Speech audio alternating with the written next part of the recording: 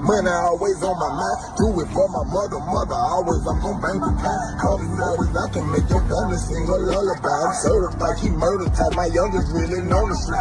Make a play like man, real life. His stick that PS5. Came out that mud, that dirty grind, that couple of all black, I put in work. They behind me. They gon' kill me, y'all. I'm gonna make them kill me, y'all. Today is the day I die. Today is the day I die, y'all. They gon' kill me today, y'all. I'm finna make them kill me. I'm sorry, y'all.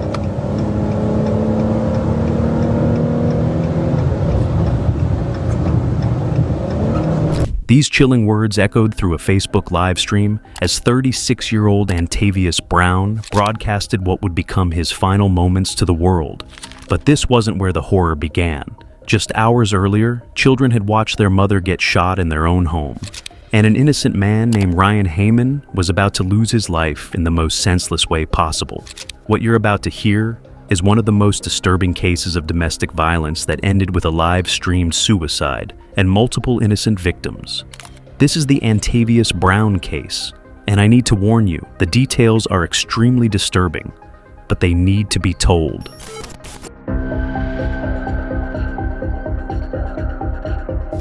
Chapter 1.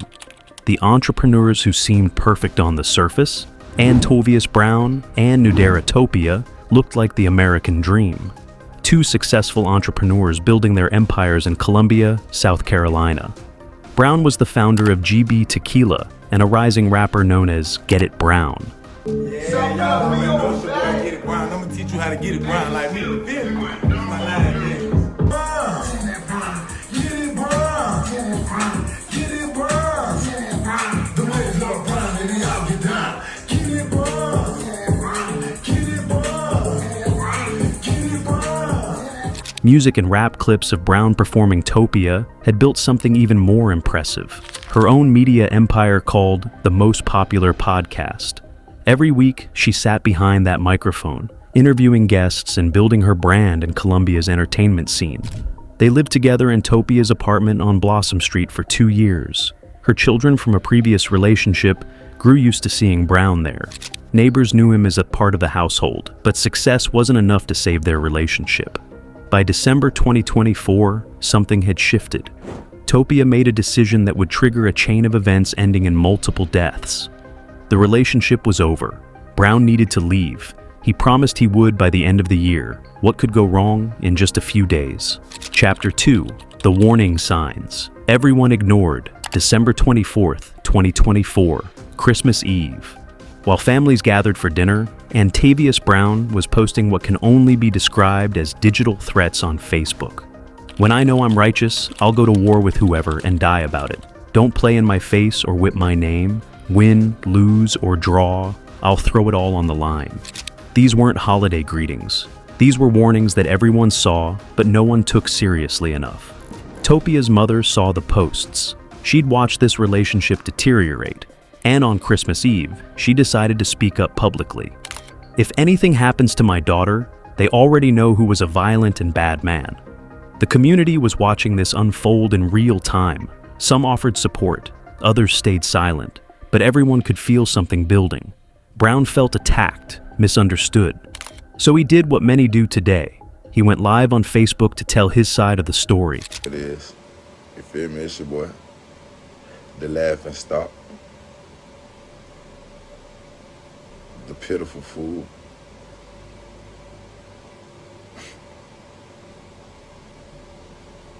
Jokes on me. Whole time this shit been a setup. Life fucked up, you feel me? People don't want to see you be better than they can even imagine they damn self. You know? Growing up, a nigga went through a lot of shit. Some shit I caused, some shit I did. We all make some choices and decisions. Trouble always found a way to find me.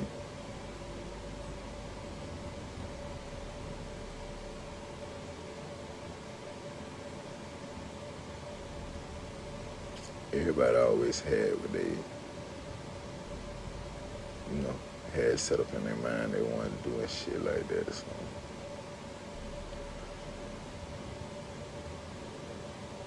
I guess, like they say, once you get in them streets, them bitches swallow your hoe. I was always intrigued by the streets. But I always had a heart.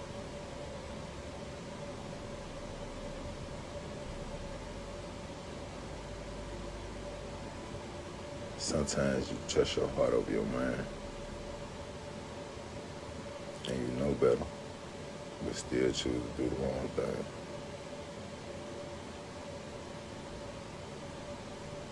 Yeah, at one point in time, the gangster was goddamn moving by myself. I don't need nobody to goddamn vouch for me. I'm a step, win, lose, or draw. You feel me? That's just what it is. Like, you get your ass cut, you go back out there and you fight again. You fight till them niggas respect you feel me?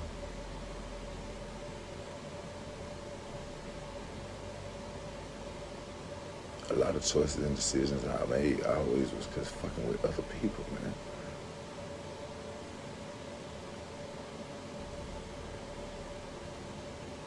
When you feel like you just gotta carry everything on your shoulders, shit, that's all you know, that's all you do. You feel.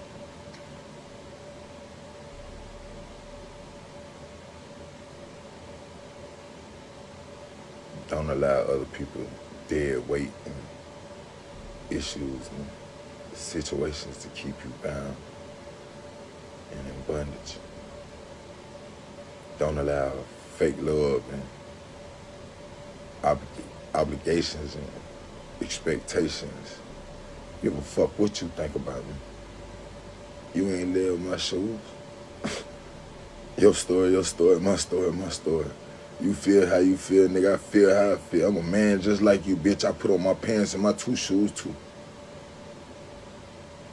But one thing I ain't gonna let nobody do. Nobody. You feel me? Is play with my feelings, my heart, my emotions. Anybody know me, they know I step with everything I do, you feel me? Because I'm passionate about everything I do. If I put my time in, if I put my money in, my blood, sweat, and tears in, I gotta write about it. You feel me?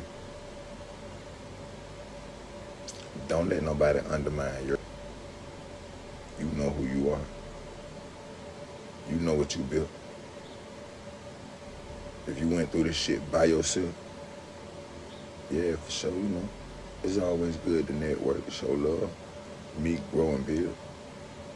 But stand on your principles. Stand on the shit that make you you.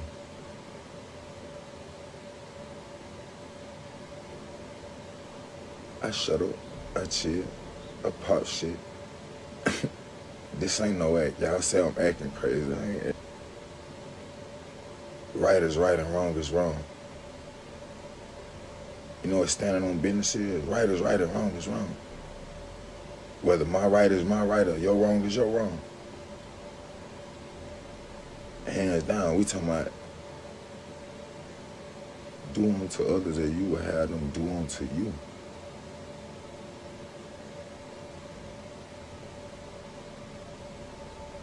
See, I got a big heart. I got a big mouth too, but I got a big heart, you feel me?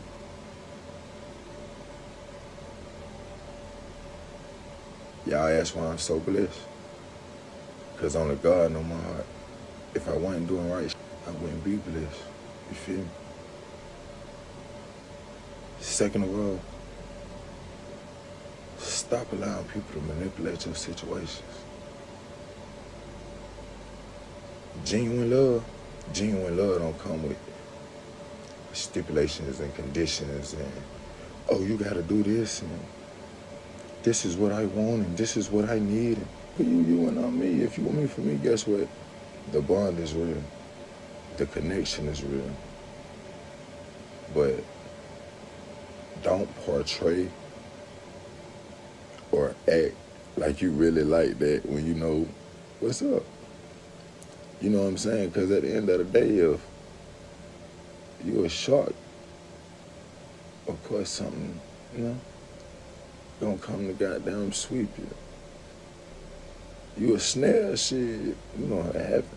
There's always levels to it. Everything you do, y'all be motivated, man. Keep going. Feel me? If I can do it, you can do it. Freedom, a lot of people never have freedom. Freedom ain't even just being out. It's a lot of people still in bondage. You feel me? When you free from everything. I know who I am. I know what I went through. I know my story. I'm a victor, not a victim. But a lot of people play victim.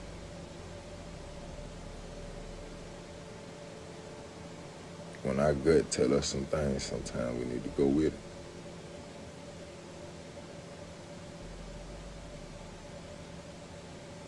I want y'all to keep y'all head up, stay scribing, move righteous, you feel me?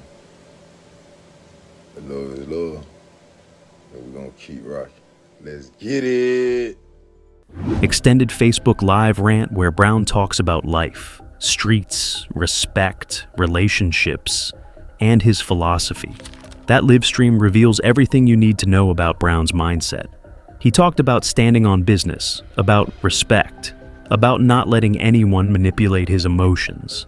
But between the philosophical words was something darker. A man who couldn't accept rejection. Chapter 3. When social media becomes evidence, after Brown's live stream, the comments section exploded. People started making allegations about Brown being on the DL, on the down low, hiding his sexuality. Whether these rumors were true or just social media gossip, they seemed to trigger something in Brown. But Topia wasn't going to stay silent. She had her own platform, her own audience, and her own story to tell. You already know it's your girl Most Popular, the host most popular of the Most Popular podcast. Yes, welcome everybody. Today is Monday.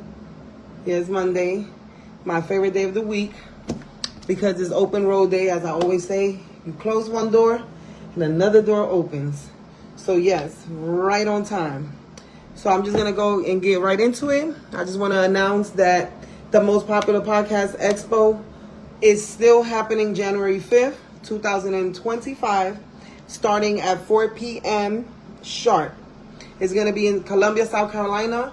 The location that I had prior has been canceled due to some unprofessionalism, but it's okay because we have to move forward. I will be dropping the address of the new location sometime this week, so please look forward to that. This message is definitely mainly for all my panelists of the Most Popular Podcast Expo and the special guests. Special guests are all the podcasters that's going to be joining us. The event is still going down. It's just a new location alert, not a new date, not a new city, just location, the address. So please look forward to that. If anybody has any questions, please contact me directly and I'll answer any question that you may have, whether it's about the podcast or personal. Hello. How you doing? New flyers will be put out. Don't worry about that. I will have new flyers made with the address out. So if you see it, please share it. Invite other podcasters. Invite everybody to come get an interview or come get some knowledge of the Podcast Expo. It's also a convention. For those of you who are not sure what a Podcast Expo is, it's a convention where all podcasters come together and we basically discuss. We give information. We're going to be playing games. There's going to be performances. There is going to be a mini fashion show. So you might not want to miss that. There's going to also be like a step routine going down. Hey. Honoring the Kappa Alpha, because that is the anniversary of Kappa Alpha. I believe it's January 5th, as I was told. Please do not kill me. I'm not sure. I'm not into frat and stuff, so I did my little research though, so I'm trying. I also wanted to come here to clarify some things, because I know some of you, if not all of you, are seeing that some crazy things happening on the social media with me and my ex-partner, right?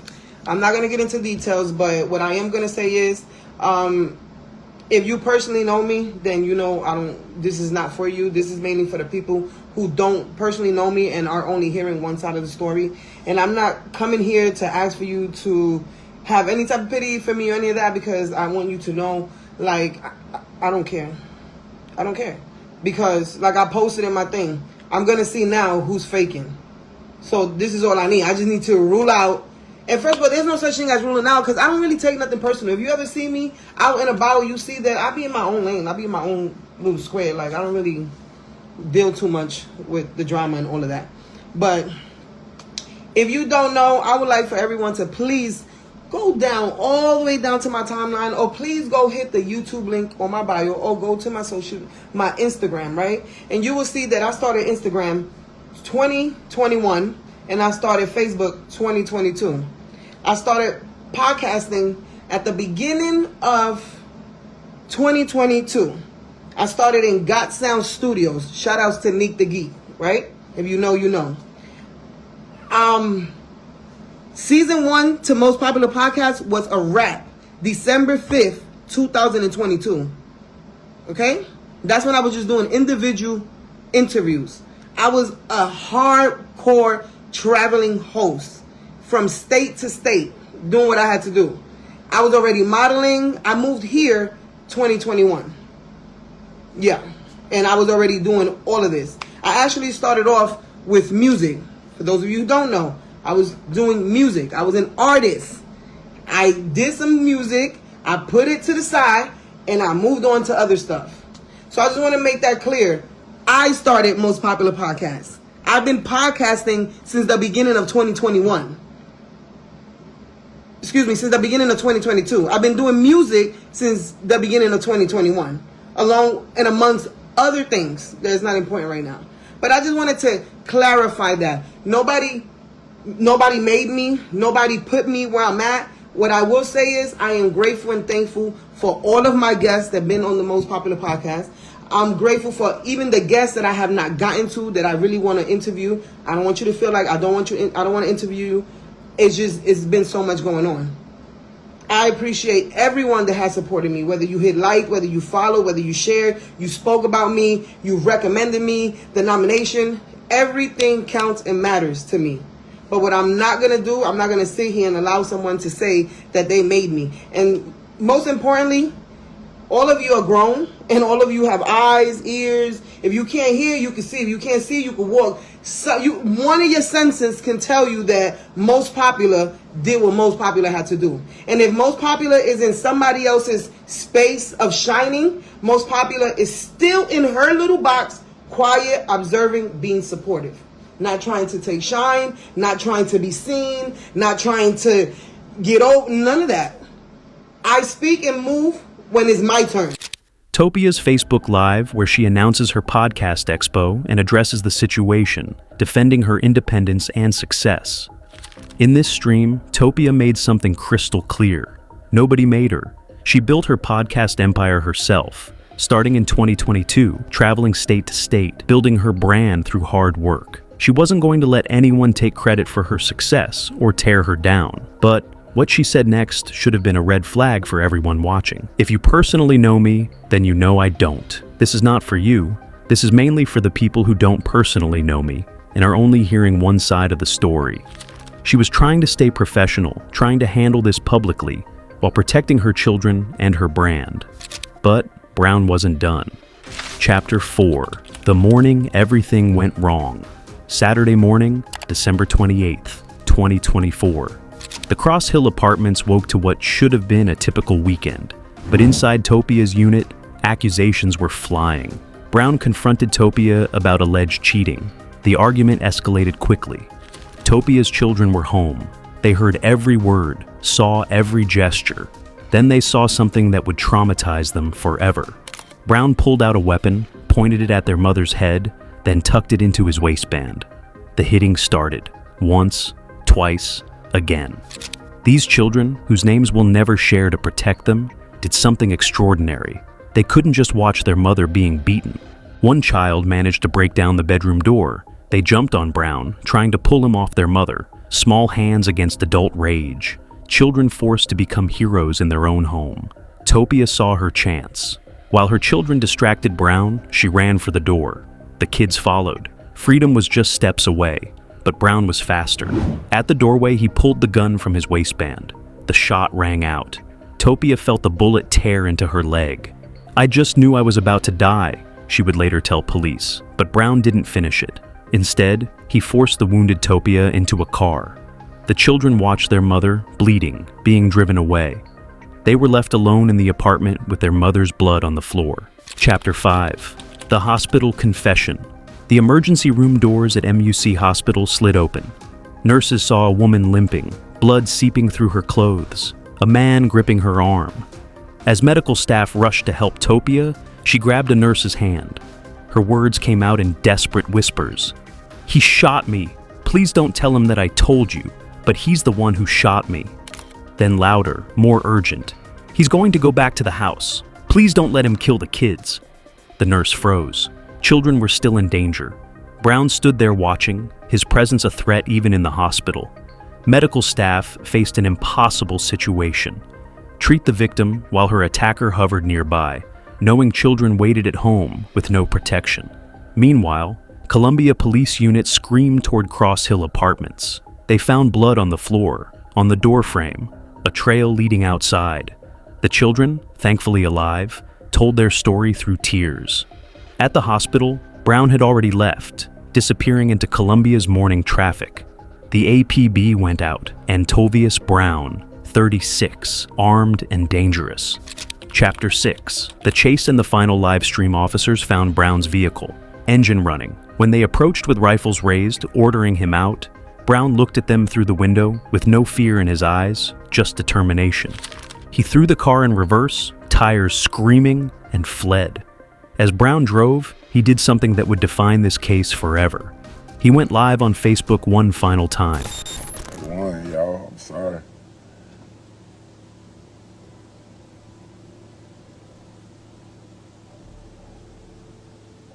I was so blessed.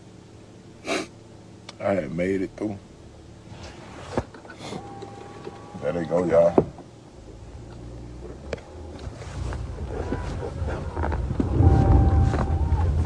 Oh shit, they gonna kill me, y'all.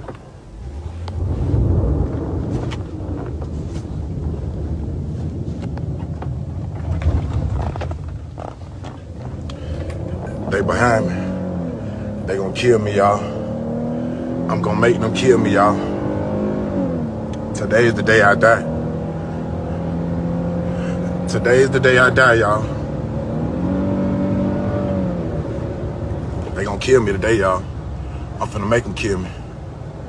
I'm sorry, y'all.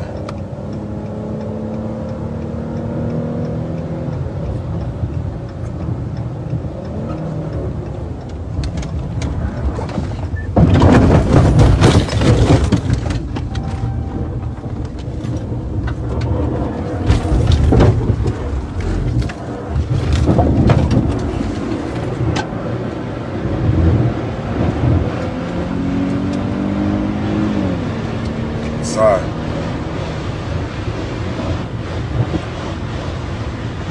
I am so sorry.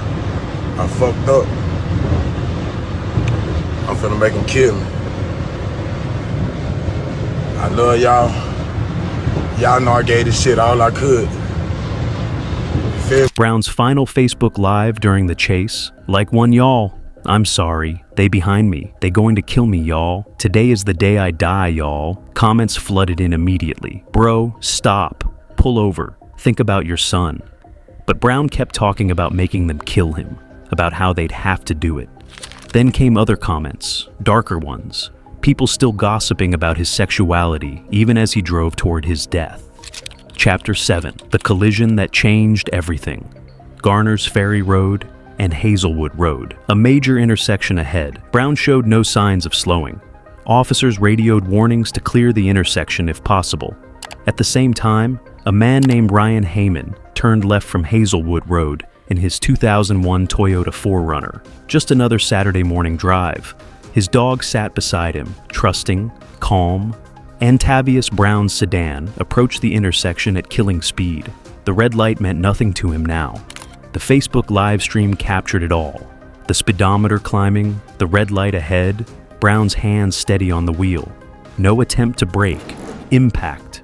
The sound of metal crushing metal echoed across the intersection. Brown's Dodge slammed into Haymon's driver's side at full speed. The Toyota flipped, rolled, came to rest upside down. Inside the Toyota, Ryan Haymon and his dog were gone. They never had a chance. Never knew what hit them. Never knew their last morning would end because of someone else's rage. Yeah, dog, so I guess the dog probably caused it.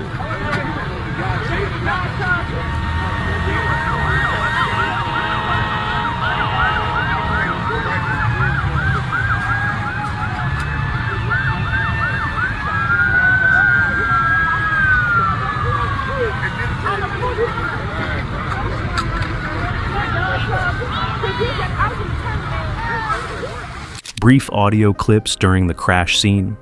The live stream kept rolling. Viewers watched the phone tumble during impact, catching glimpses of twisted metal, deployed airbags, chaos.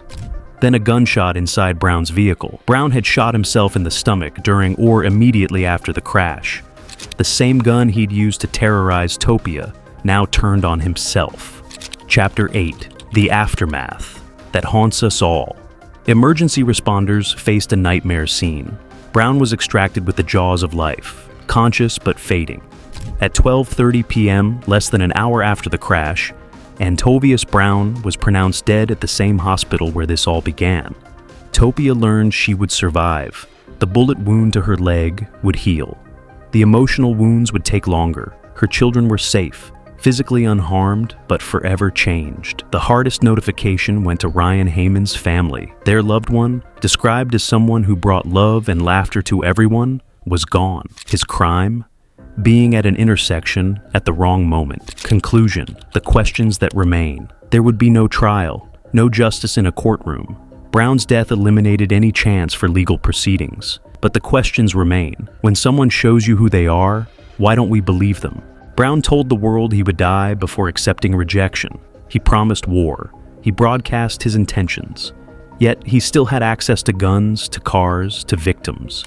Resources existed. Hotlines, shelters, protection orders. But resources only work when people use them, when victims feel believed, when threats get taken seriously. What warning signs do you see in relationships around you? When someone posts, "My life is in danger," what's your next move? In domestic violence, everyone can become a victim.